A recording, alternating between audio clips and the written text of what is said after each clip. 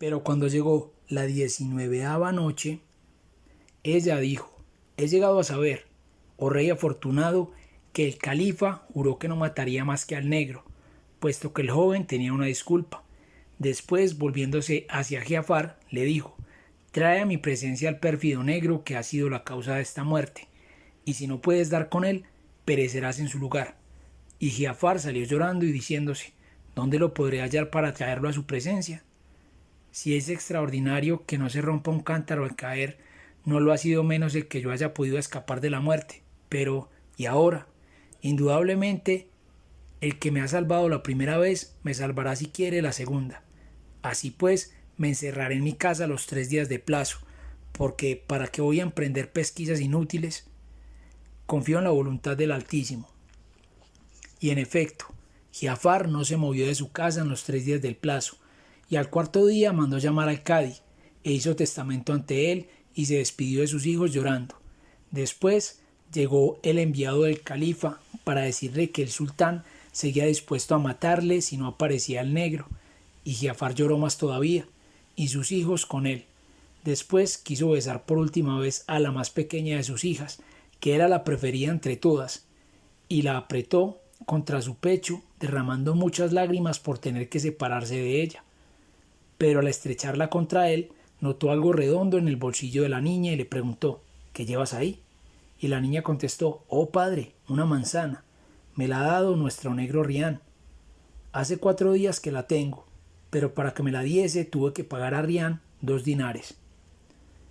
Al oír las palabras negro y manzana, Giafar sintió un gran júbilo y exclamó: oh libertador.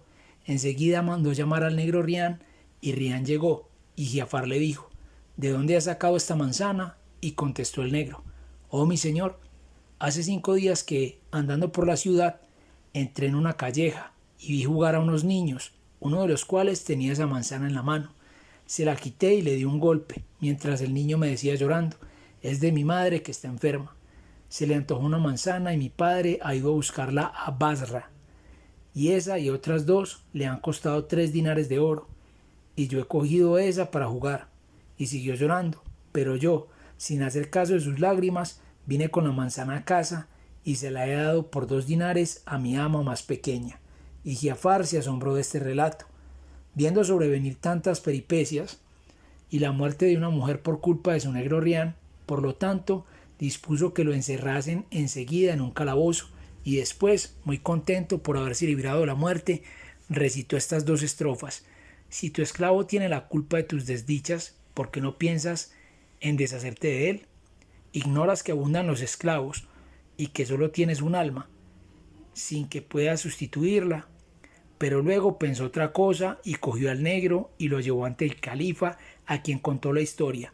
Y el califa Harún al-Rashid se maravilló tanto que dispuso se escribiese tal historia en los anales para que sirviera de lección a los humanos. Entonces Giafar le dijo: ¿no tienes para qué maravillarte tanto de esa historia, oh comendador de los creyentes? Pues no puede igualarse a la del visir Nureddin y su hermano Chamseddin. Y el califa exclamó: ¿y qué historia es esa, más asombrosa que la que acabamos de oír? Y Giafar dijo: oh príncipe de los creyentes, no te la contaré sino a cambio de que perdones su irreflexión a mi negro Rián.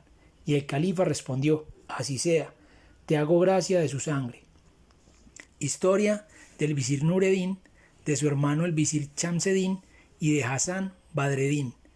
Entonces Giafar al-Barmaki dijo: ¿sabe, oh comendador de los creyentes, que había en el país de Mes un sultán justo y benéfico? Este sultán tenía un visir sabio y prudente, versado en las ciencias y las letras, y este visir, que era muy viejo, tenía 2 hijos, que parecían 2 lunas. El mayor se llamaba Chamseddin y el menor Nureddin, pero Nureddin, el más pequeño, era ciertamente más guapo y mejor formado que Chamseddin, el cual por otra parte era perfecto, pero nadie igualaba en todo el mundo a Nureddin.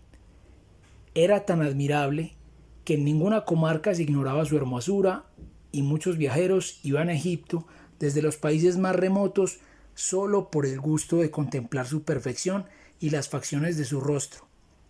Pero quiso el destino que falleciera su padre el visir, y el sultán se condolió mucho. Enseguida mandó llamar a los dos jóvenes, hizo que se aproximaran a él y les regaló trajes de honor y les dijo: «Desde ahora desempeñaréis junto a mí el cargo de vuestro padre». Entonces ellos se alegraron y besaron la tierra entre las manos del sultán. Después hicieron que duraran todo un mes las exequias fúnebres de su padre, y enseguida empezaron a desempeñar su nuevo cargo de visires, y cada uno ejercía durante una semana las funciones del visirato. Y cuando el sultán salía de viaje, solo llevaba consigo a uno de los dos hermanos. Y una noche, entre las noches, ocurrió que el sultán tenía que salir a la mañana siguiente, y habiéndole tocado el cargo de visir aquella semana a Chamseddin, el mayor, los dos hermanos departían sobre asuntos diversos para entretener la velada. En el transcurso de la conversación, el mayor dijo al menor: «Oh, hermano mío, creo que debemos pensar en casarnos, y mi intención es que nos casemos la misma noche». Y Nureddin contestó: «Hágase según tu voluntad, oh hermano mío, pues estoy de acuerdo contigo en esta y en todas las cosas». Y convenido ya entre los dos este primer punto, Chamseddin dijo a Nureddin: «Cuando, gracias a Alá, nos hayamos unido con dos jóvenes y la misma noche nos acostemos con ellas y hayan parido el mismo día, y si Alá lo quiere, tu esposa dé a luz a un niño y la mía una niña, tendremos que casar uno con otro a los dos primos». Y Nureddin repuso: «Oh hermano mío, ¿qué piensas pedir entonces como dote a mi hijo para darle a tu hija?». Y Chamseddin dijo: «Pediré a tu hijo como precio de mi hija 3.000 dinares de oro, 3 huertos y 3 de los mejores pueblos de Egipto.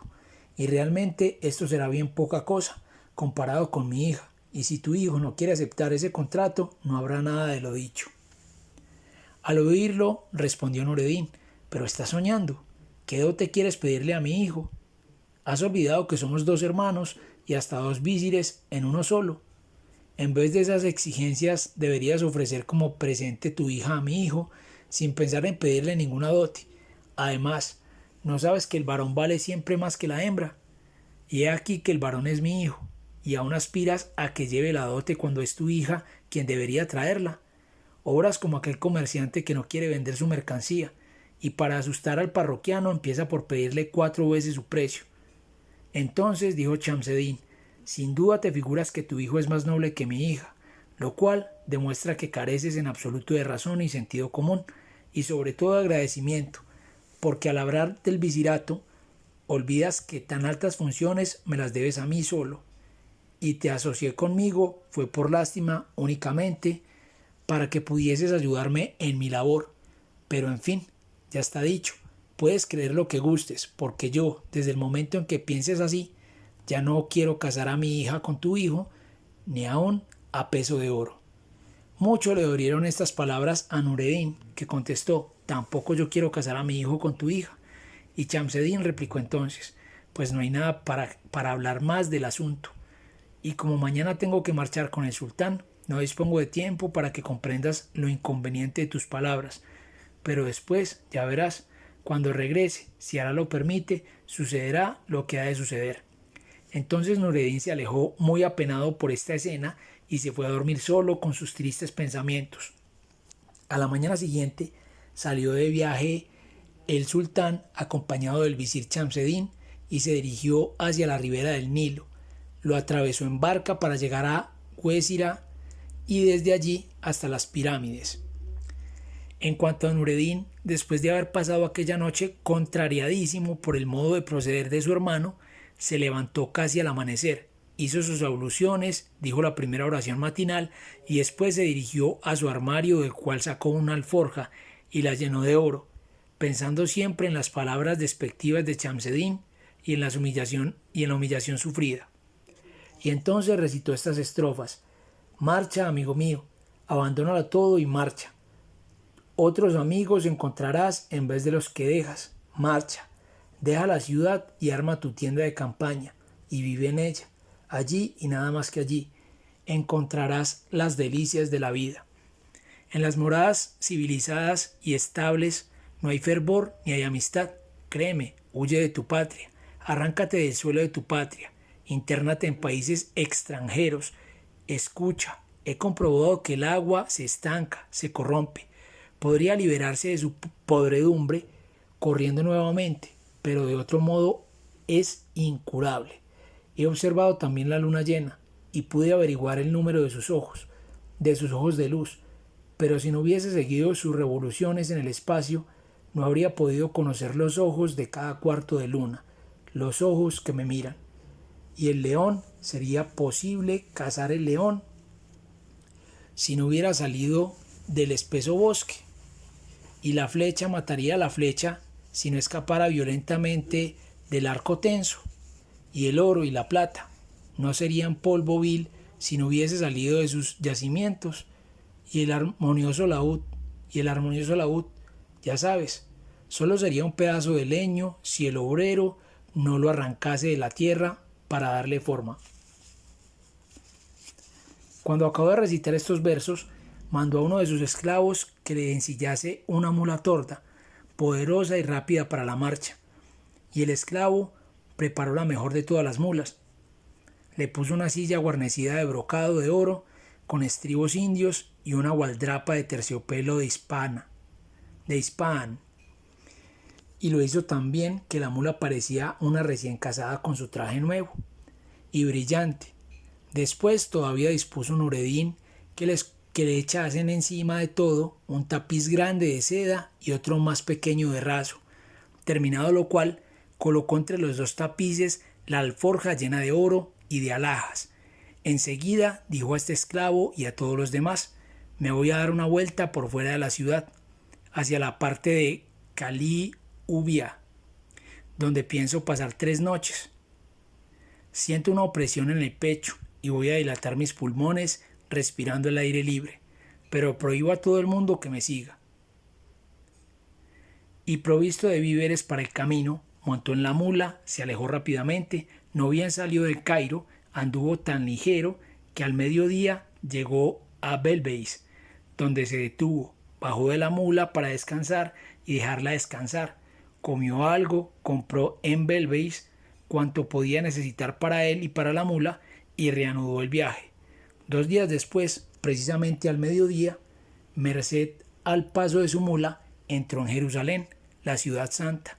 Allí se apeó de la mula, descansó y la dejó reposar. Extrajo del saco algo de comida y después de alimentarse colocó el saco en el suelo para que le sirviese de almohada. Luego de haber extendido el tapiz grande de seda, y se durmió, pensando siempre con indignación en la conducta de su hermano. Al otro día, al amanecer, montó de nuevo y no dejó de caminar a buen paso hasta llegar a la ciudad de Alepo. Allí se hospedó en uno de los khanes de la ciudad y dejó transcurrir tranquilamente 3 días, descansando y dejando descansar a la mula.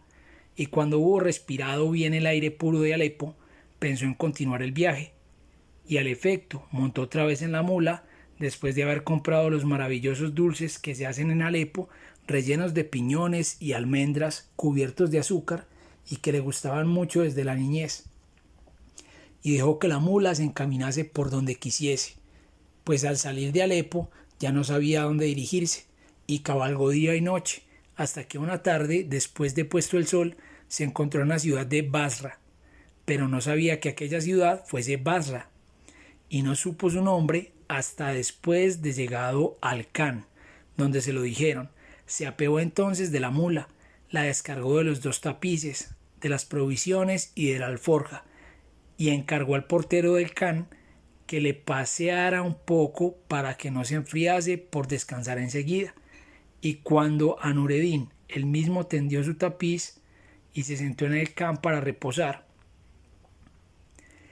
el portero del Khan cogió la mula de la brida y se fue con ella, pero ocurrió la coincidencia de que precisamente entonces el visir Basra hallábase sentado a la ventana de su palacio, contemplando la calle, y al divisar una mula tan hermosa, con sus magníficos jaeces de gran valor, sospechó que esta mula pertenecía indudablemente a algún visir entre los visires, extranjeros o acaso a algún rey entre los reyes, y se puso a mirarla, sintiendo una gran perplejidad, y después ordenó a uno de sus esclavos que le trajesen enseguida al portero que paseaba la mula, y el esclavo corrió en busca del portero y lo llevó ante el visir.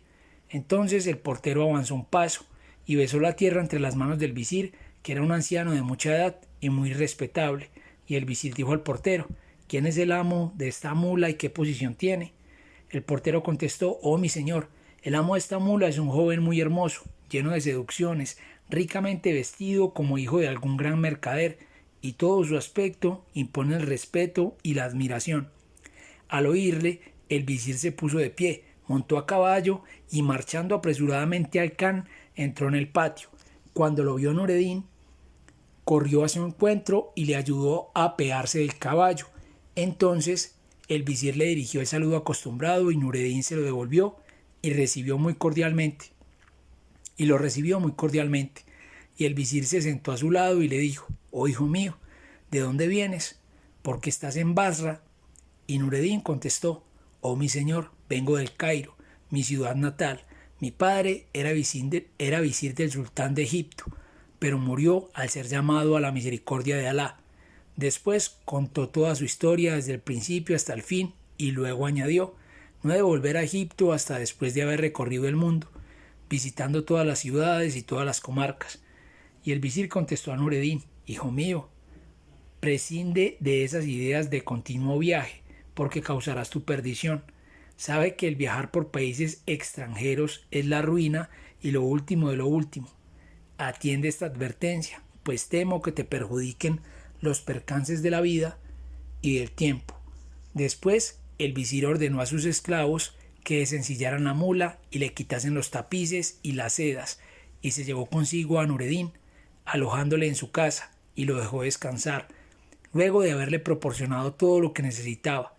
Nureddin permaneció algún tiempo en casa del visir, y el visir le veía diariamente y le colmaba de consideraciones y favores, y acabó por estimarle enormemente, hasta el punto de que un día le dijo: hijo mío, yo soy muy viejo y no tengo ningún hijo varón, pero Alá me ha concedido una hija que te iguala en belleza y perfecciones, y hasta ahora se la he negado a cuantos me la pidieron en matrimonio, pero a ti, a quien quiero con todo el cariño de mi corazón, he de preguntarte si consientes en aceptarla como esclava tuya, porque yo deseo fervientemente que seas el esposo de mi hija, y si quieres aceptar, marcharé en busca del sultán y le diré que eres un sobrino mío, recién llegado de Egipto, y que has venido a Basra expresamente para pretender a mi hija en matrimonio. Y el sultán, por cariño a mí, te dará el visirato, porque yo ya estoy muy viejo y necesito descansar, y así podré encerrarme muy a gusto en mi casa para no salir de ella. Al oír esta proposición, bajó los ojos Nureddin y después dijo: escucho y obedezco. Entonces el visir llegó al colmo de la alegría e inmediatamente ordenó a sus esclavos que preparasen el festín y adornasen e iluminasen la sala de recepción, la más espaciosa de todas, reservada especialmente al más grande entre los emires. Después reunió a todos sus amigos e invitó a todos los nobles del reino y a todos los mercaderes de Basra, y todos acudieron a presentarse entre sus manos. Entonces el visir, para explicarles el haber elegido a Nureddin con preferencia a todos los demás, les dijo: yo tenía un hermano que era visir en Egipto, y Alá le había favorecido con 2 hijos, como a mí me favoreció con una hija. Según sabéis, mi hermano, poco antes de morir, me encargó que casara a mi hija con uno de sus hijos, y yo se lo prometí. Y precisamente este joven a quien veis es uno de los 2 hijos de mi hermano, el visir de Egipto. Ha venido a Basra con tal objeto, y mi mayor anhelo es que se escriba su contrato con mi hija y que viva con ella en mi casa. Entonces contestaron todos: sea como dices, ponemos sobre nuestra cabeza cuanto hagas. Y todos tomaron parte en el gran festín, bebieron toda clase de vinos y comieron una cantidad prodigiosa de pasteles y confituras. Y después, rociada la sala con agua de rosas, según costumbre, se despidieron del visir y de Nureddin.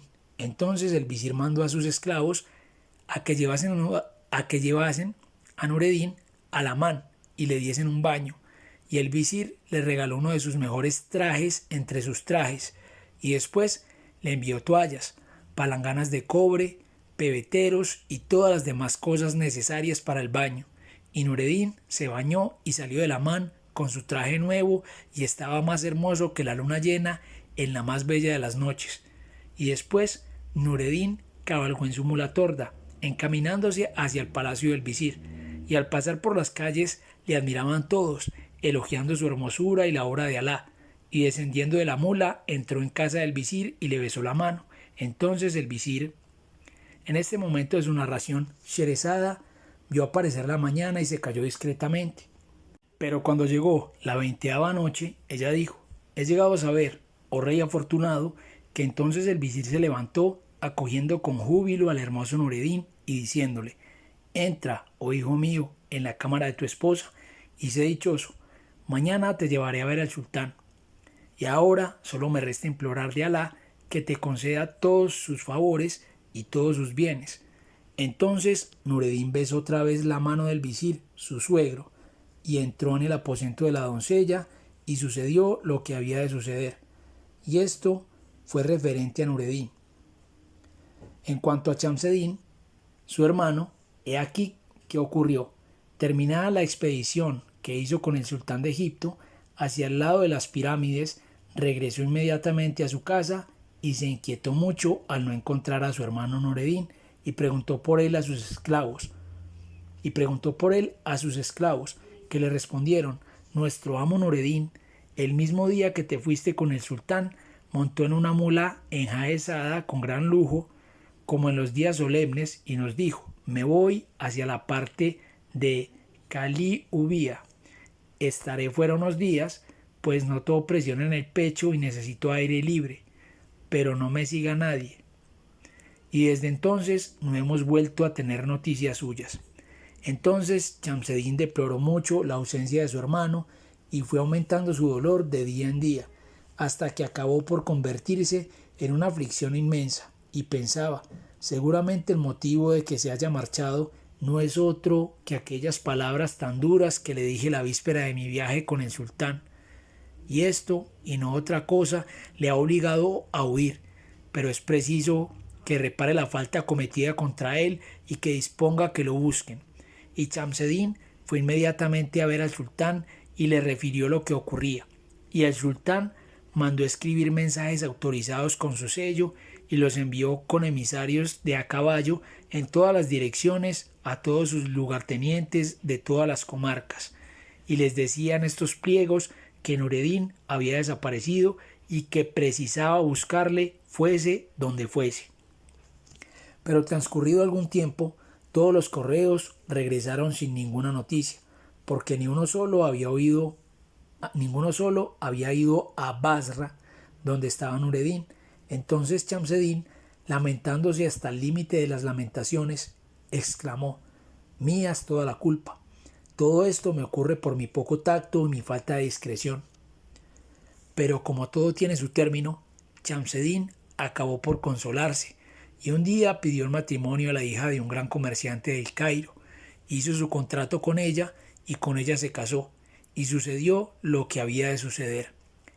Y se dio la coincidencia de que la misma noche que penetró Shamseddin en la cama nupcial fue justamente la misma en que Nureddin penetró en el aposento de la hija del visir de Basra. Y permitió Alá esta coincidencia del matrimonio de los dos hermanos en la misma noche para demostrar que manda en el destino de las criaturas.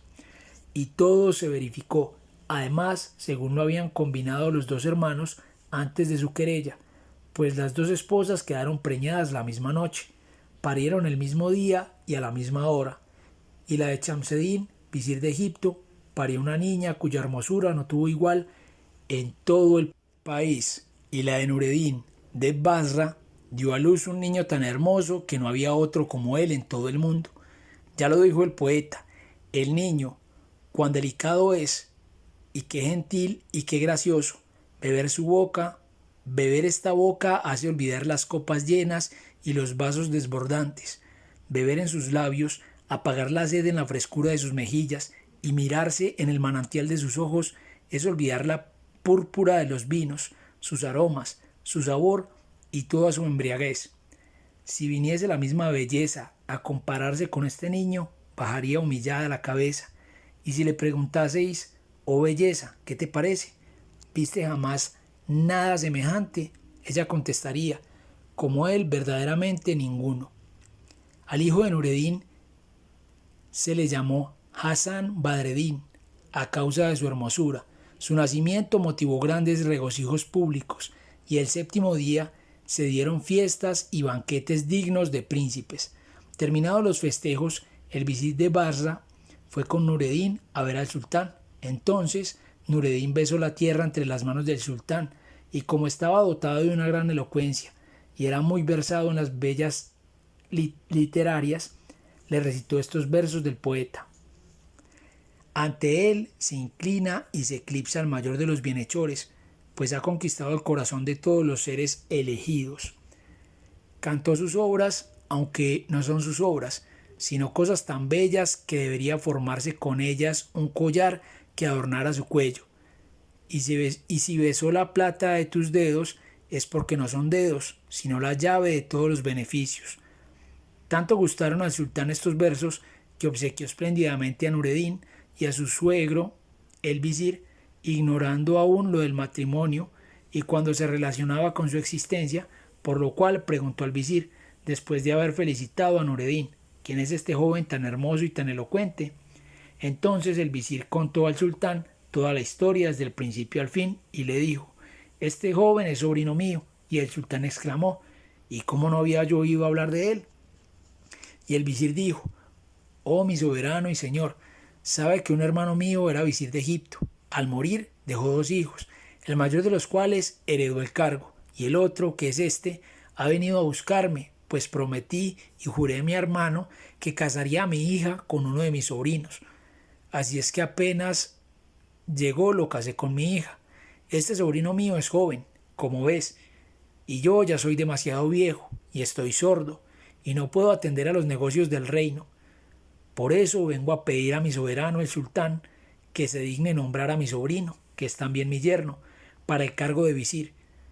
Y puedo asegurarte que merece este cargo, pues es hombre de buen consejo, pródigo en ideas excelentes y muy ducho en el modo de despachar los asuntos. Entonces el sultán miró con más detenimiento a Nureddin y quedó encantado de este examen. Aceptó el consejo de su anciano visir y nombró para el cargo a Nureddin en lugar de su suegro y le regaló un magnífico traje de honor, el mejor de todos los que pudo encontrar, y una mula de sus propias caballerizas, y le señaló sus guardias y sus chambelanes. Nureddin besó entonces la mano del sultán y salió con su suegro, y ambos regresaron a su casa en el colmo de la alegría y besaron al recién nacido Hassan Badreddin y dijeron, el nacimiento de esta criatura nos trajo buena suerte. Al día siguiente Nureddin fue al palacio a desempeñar sus nuevas funciones y al llegar besó la tierra entre las manos del sultán y recitó estas 2 estrofas. Para ti sean nuevas las felicidades todos los días, las prosperidades también, y que el envidioso se consuma de despecho. Ojalá sean blancos para ti todos los días y negros los días de todos los envidiosos.